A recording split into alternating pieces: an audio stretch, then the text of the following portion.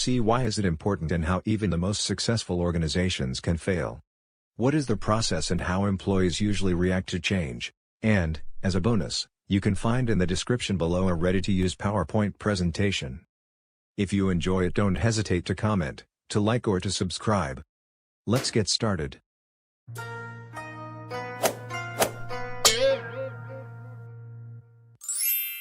Have you ever noticed that integrating employees into existing systems and culture is a lot simpler, in comparison with asking them to change? Why is that? Why is it so difficult to implement change? Let's look at the following graph, which represents how organizations are adopting change. When one reaches the self-determined definition of success, it will in most of the cases build walls around. Without even realizing it, will fall into the so-called comfort zone. Early majority organizations are the ones exploring their options. They need confirmation that something works. It was already tested by others and it's kind of a sure thing to do. Early adopters are the ones going outside their comfort zone and pioneer the latest technologies. Are the ones willing to take higher risks but also can benefit from higher returns. Innovators are almost like a unicorn. It's very unlikely you will have one next door. But unlike unicorns, they actually exist and they are the crazy ones changing the world.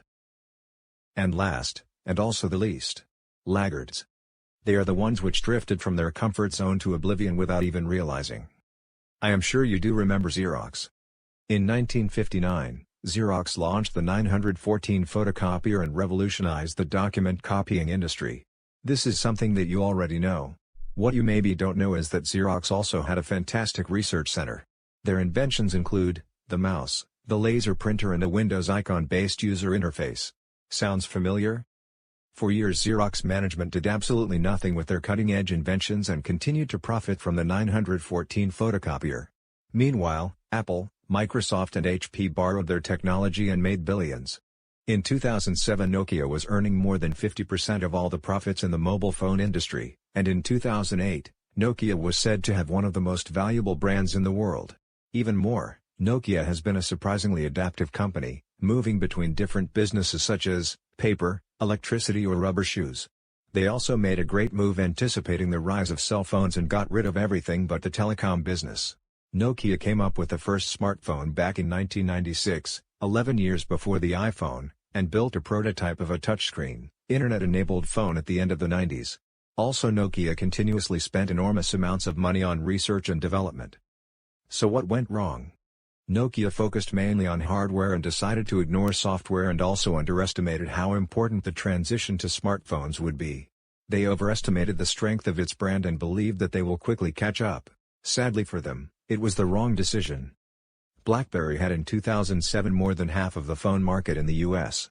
But even after the iPhone release in June same year, BlackBerry ignored for a significant period touchscreen-based technology and stayed between the walls of their comfort zone.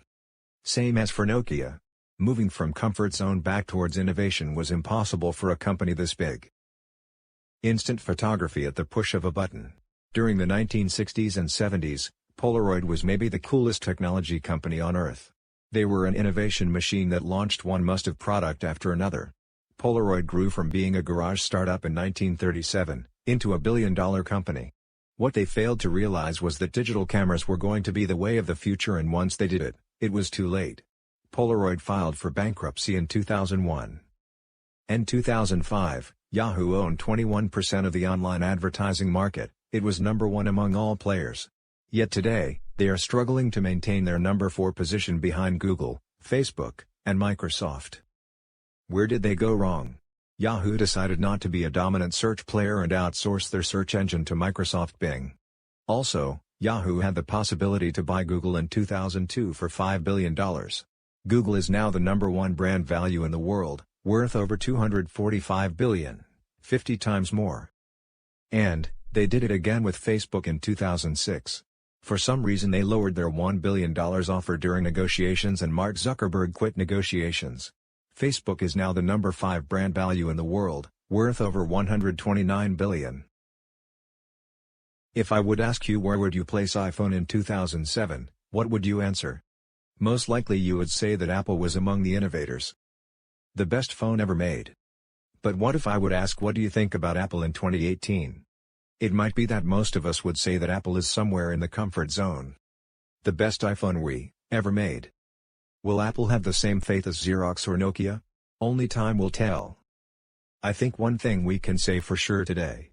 Changing and getting out of the comfort zone, it's not easy. Even companies with almost unlimited resources fail. Why is that? What makes change so difficult? Truth to be told, all people want more of something. So if we would ask who wants change, all hands would be up.